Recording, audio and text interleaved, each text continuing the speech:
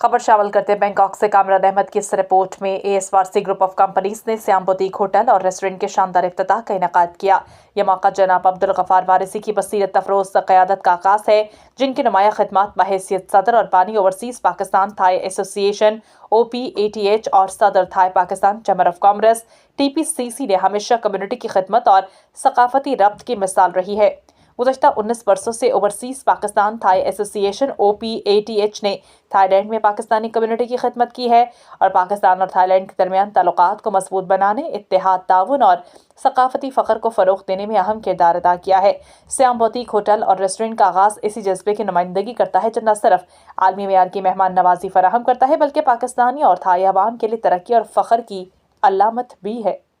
इस मौके पर मुअज़्ज़ज़ मेहमानों में जनाब वराचपोल कोमोंटामेटी, सदर foundation of Islamic centre of Thailand, जनाब Salman Parvez, deputy head of mission, जनाब आसिफ हट्टी, कम्युनिटी और वीज़ा काउंसलर सफारत खाना पाकिस्तान बैंकॉक, मोहतरमा वेबेके लिसांड लिरोविक, chairwoman joint foreign chambers of commerce in Thailand JFCCT, जनाब संबोन खान, लाउस के मारूफ बिजनेसमैन जनाब रशीद खान के अलावा